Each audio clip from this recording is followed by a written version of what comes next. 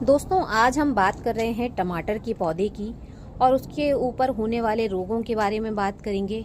इसके साथ ही इसमें कौन सा फर्टिलाइज़र डालना है उसके बारे में बात करेंगे और साथ ही साथ आपके जितने भी सवाल थे टमाटर के पौधे को लेकर कि आपके टमाटर के पौधे की जो ग्रोथ है वो अच्छे से नहीं हो रही है, आपने जो टमाटर का पौधा लगा रखा है उसमें फूल जो है बहुत ज़्यादा झड़ रहे हैं, या फिर आपके टमाटर की जो पत्तियां हैं वो सिकुड़ रही हैं, पीली पड़ रही हैं। इसी तरह के ढेरों सारे सवाल जो हैं टमाटर के पौधे को लेकर मेरे पास में आए हुए हैं, जिनका कि आज मैं आपके साथ में इस वीडियो के माध्यम से जवाब दूंगी। और इसके साथ साथ हमें और कौन से काम हैं जो कि टमाटर के पौधे में करने चाहिए, जिससे आपके टमाटर के पौधे की जो ग्रोथ है वो बहुत अच्छी होगी, फूलों का गिरना बंद हो जाएगा बिल्कुल। और ये जो पत्तियों के मुड़ने की जो समस्या है वो क्यों होती है और उसकी रोकथाम हम किस तरीके से कर सकते हैं, तो वीडियो में लास्ट तक जुड़े रहिए। एक एक करके सारे सवालों के जवाब दूंगी जो आपने मुझसे पूछे हैं, और के साथ साथ इसकी केयर कैसे करनी है वो भी मैं आपके साथ में शेयर करूंगी। तो दोस्तों इसकी शुरुआत जो है हम टमाटर के पौधे की ग्रोथ को लेकर स्टार्ट करेंगे। तो सबसे पहली चीज़ जो है कि अगर आपने टमाटर का कोई प्लांट लगा रखा है और आपका प्लांट छोटा है या थोड़ा सा बड़ा हो गया है, लेकिन उसकी ग्रोथ जो है एक जगह आकर रुक गई है, तो इस समय पर आपको ऐसा क्या करना चाहिए जिससे टमाटर का जो प्लांट है उसकी ग्रोथ भी बढ़ जाए और उसमें जो है बहुत जल्दी फ्रूटिंग और फ्लावरिंग स्टार्ट हो जाए। तो इस समय पर आपको जो काम करने चाहिए वो ये हैं कि सबसे पहले आप चेक कीजिए कि अगर आपके टमाटर के पौधे की ग्रोथ रुकी हुई है तो आपने उसको जिस ग्रो बैग में या गमले में लगा रखा है उसकी जो लंबाई है वो सही है या नहीं। दूसरी चीज़ जो है मिट्टी का आपको चेक करना होगा कि मिट्टी का ड्रेनेज कैसा है, मिट्टी कहीं ठोस तो नहीं है, क्योंकि जड़ों को फैलने के लिए एकदम पोरस मिट्टी की ज़रूरत होती है। और अगर आपके गमले की मिट्टी जो है अच्छी नहीं है जिसमें कि जड़ें अच्छे से पनप सकें, तो भी आपके प्लांट की जो है ग्रोथ रुक सकती है। ग्रो बैग का जो साइज़ है कम से कम 12 इंच का ग्रो बैग आपको लेना है। जब आप 12 इंच का ग्रो बैग लेते हैं तो ये एक टमाटर के पौधे के लिए बिल्कुल परफेक्ट साइज़ हो जाएगा ग्रो बैग का। फिर इसके बाद में अगर ये दोनों चीज़ें ठीक हैं फिर भी आपके प्लांट की ग्रोथ नहीं हो रही है, तो तीसरी चीज़ आपको ये चेक करनी होती है कि आपने जहाँ पर अपना ये टमाटर का प्लांट रखा हुआ है उसको प्रॉपर मात्रा में सनलाइट मिल रही है या नहीं। क्योंकि अगर सब कुछ ठीक होने के बाद में भी हमारे प्लांट को जो है धूप अच्छे से नहीं मिल पाएगी, और जैसा कि अभी सर्दियों का टाइम है और इसके ऊपर कोहरा गिरने की या ओस गिरने की जो समस्या है, अगर इस तरह की कोई समस्या होगी तो भी पौधा जो है थोड़ा सा स्ट्रेस में आ जाता है, जिसकी वजह से इसकी जो ग्रोथ है वो रुक जाती है। अब बात करेंगे इस स्टेज पर अगर आपका प्लांट है तो आपको कौन सा फर्टिलाइज़र देना चाहिए। तो इस टाइम पर जो है आप ह्यूमिक एसिड का और सीविड लिक्विड का ज़रूर से यूज़ कीजिए। ह्यूमिक एसिड जो है पौधे की जो जड़ें हैं उन पर काम करेगा, जिससे आपका पौधा बहुत मजबूत बनेगा, इसकी जो जड़ें हैं बहुत अच्छे से फैलेंगी। इसके साथ साथ आपको एक काम और करना है कि आप इसमें जो है हर महीने एक बार जो है आपको दही, जो खट्टी वाली दही होती है उसका एक भाग लीजिए, 3 भाग उसमें पानी मिक्स कीजिए और उसका यूज़ हर महीने आप अपने प्लांट में कीजिए। इससे हमारे पौधे की जो कैल्शियम की रिक्वायरमेंट है वो पूरी होगी, साथ ही साथ इसमें जो कोई रोग लगने की समस्या है वो ख़त्म होती है, क्योंकि कैल्शियम जो है हमारे पौधे को रोगों से लड़ने के लिए अच्छी ताकत देता है, जिससे प्लांट जो है स्वस्थ रहता है। अगर बार बार खाद देने से बचना चाहते हैं तो पौधे की जो साइड की मिट्टी है इसको हटाइए और अपने घर का जो किचन वेस्ट है, जिसमें आलू के, प्याज के, लहसुन के, इस तरह का जो किचन वेस्ट निकलता है उसको दबाइए। इससे आपकी मिट्टी जो है बहुत ताकतवर बनेगी और आपके प्लांट को वो सारे पोषक तत्व मिलेंगे जो इस टाइम पर आपके पौधे को चाहिए। और साथ ही साथ इस टाइम पर आप देखेंगे नीचे से जो है ढेर सारी ये जो ब्रांचेस निकलती हैं इनको आप तोड़ दीजिए, क्योंकि इन ब्रांचेस की हमको ज़रूरत नहीं है। ऊपर की जो सकर ब्रांचेस निकलेंगी उनको आप रखिए, कम से कम 1 फीट के पास तक की जो ब्रांचेस हैं उनको आप हटा दीजिए। इससे गमले की मिट्टी में जो है प्रॉपर सनलाइट आएगी, जिससे जड़ों का विकास अच्छे से होगा और आपका प्लांट जो है बहुत ही ज़्यादा हेल्दी और स्वस्थ बनेगा। अब जो दूसरा प्रॉब्लम है टमाटर के पौधे में फूलों का गिरना, या टमाटर के जो फूल हैं वो सूख कर गिर जाते हैं, इस तरह की अगर आपको कोई भी समस्या अपने प्लांट में देखने के लिए मिल रही है तो उसके लिए हमें क्या करना चाहिए। सबसे पहली चीज़ आप एक चीज़ ध्यान से देखिए, ये जो हमारा टमाटर का फूल है इसके अंदर मेल और फीमेल जो है एक ही फूल के अंदर होते हैं, तो पॉलिनेशन जो है बहुत आसानी से हो जाता है। लेकिन किसी भी कारण से अगर आपके प्लांट में पॉलिनेशन नहीं हो पा रहा है तो आप इस तरीके से अपने प्लांट को शेक कीजिए या फिर किसी भी डाली को पकड़िए और पकड़ के हिला दीजिए। इससे बहुत ही आसानी से जो है आपके प्लांट में पॉलिनेशन हो जाएगा। तो जब फूलों में पॉलिनेशन हो जाएगा तो आपके जो फूल हैं वो नहीं गिरेंगे, क्योंकि बहुत सारे फूलों के गिरने का कारण यही होता है कि पॉलिनेशन ना हो पाता है।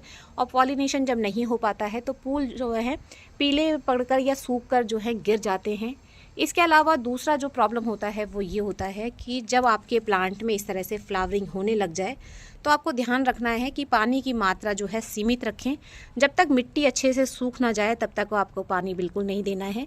ज़्यादा पानी देने की वजह से जो है फूल गिरने लग जाते हैं, तो इस चीज़ का आपको विशेष ध्यान रखना है। जैसे ही टमाटर के पौधे पर फूल आने लग जाएं, पानी तभी डालिए जब मिट्टी सूख जाए। ओवर वाटरिंग करने से बचिए। टमाटर के पौधे पर फूल ज़्यादा आए और पॉलिनेटर्स जो हैं अट्रैक्ट हों, इसके लिए आप 2 चीज़ों का इस्तेमाल कर सकते हैं। एक तो जो हमारी खट्टी दही होती है उसका आप स्प्रे बनाकर उसका आप यूज़ कीजिए अपने प्लांट पर। दूसरा जो हमारा सफ़ेद सिरका होता है, वाइट विनेगर, उसका यूज़ भी आप अपने प्लांट पे कर सकते हैं। इससे 2 काम हो जाएंगे। एक तो आपके प्लांट के ऊपर जो है फ्लावरिंग बहुत ज़्यादा अच्छी होगी, जिससे कि आपको पहले से ज़्यादा टमाटर अपने प्लांट के ऊपर मिलेंगे। दूसरी चीज़ जो इस टाइम पर मिलीबग का भी जो अटैक होता है हमारे टमाटर के पौधे पर, उससे आपके प्लांट बचे रहेंगे। अगर आपने ध्यान दिया होगा तो जो ये स्टेम है, स्टेम के पास में नीचे की तरफ से खासकर ज़्यादा जो है मिलीबग का अटैक हमारे प्लांट के ऊपर होता है। तो जब आप छिड़का का यूज़ करेंगे, उसका स्प्रे बनाकर इस्तेमाल करेंगे, तो आप देखेंगे कि ये जो मिलीबग का प्रॉब्लम है ये पूरे तरीके से ख़त्म हो जाएगा। और जो फूल आपके सूख कर गिर रहे थे वो गिरने बंद हो जाएंगे पानी का ध्यान रखने से और पॉलिनेशन करवाने से, क्योंकि ढेर सारे पॉलिनेटर्स खुद ब खुद अट्रैक्ट होंगे। तीसरी चीज़, जो चींटियों की समस्या मिट्टी में होने लग जाती है, वो चींटियों की समस्या भी ख़त्म हो जाएगी। तो ये दोनों काम आपको इस टाइम पर बहुत ज़रूरी करना है। अब इसके बाद हम बात करेंगे पत्तियों के मुड़ने की समस्या को लेकर। तो ये जो है किसी रोग की वजह से भी हो सकता है और पानी की मात्रा कम ज़्यादा होने की वजह से भी हो सकता है। इनमें से कोई भी कारण जो है आपके पत्तियों के पीले पड़ने का और जो है पत्तियों के मुड़ने के लिए हो सकता है। पत्तियाँ अगर ऊपर की तरफ मुड़ रही हैं तो आप ये देखेंगे कि पौधे में पानी की कमी है, और पानी की कमी की वजह से जो है पौधे की जो पत्तियां हैं ऊपर की तरफ मुड़ने लग जाती हैं। आपको जो पत्तियां हैं फैली हुई नहीं नज़र आएंगी। तो पानी का ध्यान रखिए, पानी ज़रूर से डालिए टाइम से, मिट्टी को चेक कीजिए और ओवर वाटरिंग भी मत कीजिए, क्योंकि जब आप ओवर वाटरिंग कर देते हैं तभी भी कुछ इसी तरह का हाल होता है कि पत्तियाँ जो हैं ऊपर की तरफ मुड़ने लग जाती हैं। तो थोड़ा सा अपने प्लांट को ऑब्जर्व कीजिए कि मिट्टी कैसी है, और आप जब आप पानी डाल रहे हैं तो 1-2 घंटे के बाद ही आपको पता चल जाता है कि आपका पौधा किस तरीके से रिएक्ट कर रहा है। आप 1-2 बार इस तरीके से ऑब्जर्वेशन रखेंगे तो आपको खुद ब खुद पता चल जाएगा कि कब आपको अपने प्लांट में पानी डालना है और कब नहीं डालना है। इसके अलावा जो पत्तियां काली पड़कर या पीली पड़कर गिरने लग जाती हैं तो आप पत्तों को पीछे की तरफ से चेक कीजिए, इसके ऊपर जो है कोई कीट तो नहीं लग गया है। एक वाइट कलर का जो होता है छोटा छोटा सा कीट होता है जो कि पौधे की जो पत्तियां हैं उनको चूस लेता है, जिसके वजह से पत्तियां काली पड़ने या पीली पड़ने लग जाती हैं।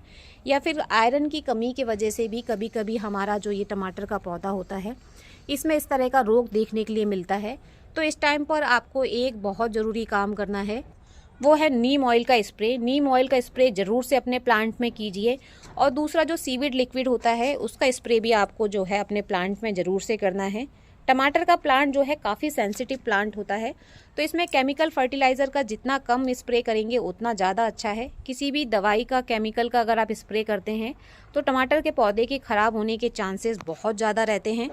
और अगर आपके प्लांट में आयरन की कमी हो रही है तो आप आयरन डस्ट पाउडर का इस्तेमाल कीजिए, जो कि हमें मिट्टी बनाने के टाइम पर ही यूज़ कर लेना चाहिए। अगर आपने यूज़ नहीं किया है तो उसका आप यूज़ कीजिए, क्योंकि इसका यूज़ हमें बार बार नहीं करना होता है। एक बार इस्तेमाल करने से ही हमारे प्लांट की जो ज़रूरत है वो पूरी हो जाती है, क्योंकि ये माइक्रो न्यूट्रिएंट्स होता है। और इसके साथ ही आपको जो है केले के छिलके का लिक्विड फर्टिलाइज़र बनाकर ज़रूर से अपने प्लांट में डालना है। इससे हमारे प्लांट की जो पोटास की कमी है वो ख़त्म होगी, टमाटर का जो साइज़ है वो बहुत अच्छा होगा, और तीसरा टमाटर जो है खाने में बहुत ही ज़्यादा स्वादिष्ट लगेंगे।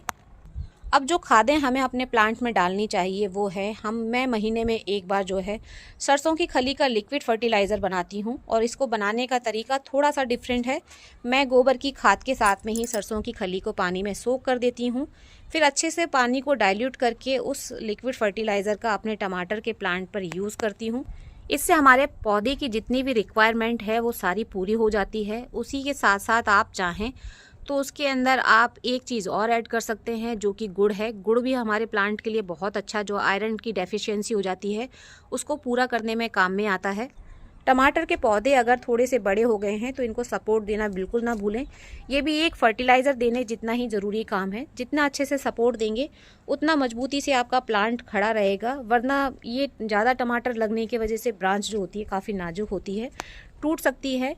तो ये छोटे छोटे से काम हैं जो कि आपको करने हैं। इससे आपका टमाटर का पौधा ना केवल हेल्दी रहेगा बल्कि आपको बहुत अच्छी मात्रा में जो है टमाटर तोड़ने के लिए मिलेंगे। अगर कोई चीज़ रह गई है तो कमेंट में मेरे साथ में ज़रूर शेयर कीजिएगा, उसका भी आंसर मैं ज़रूर आपको करूँगी। अगर वीडियो आपको अच्छा लगा है, आपके लिए हेल्पफुल रहा है, तो वीडियो को लाइक और शेयर करना बिल्कुल ना भूलें। चैनल पर पहली बार आए हैं तो चैनल को सब्सक्राइब ज़रूर कीजिए। हैप्पी गार्डनिंग फ्रेंड्स, धन्यवाद।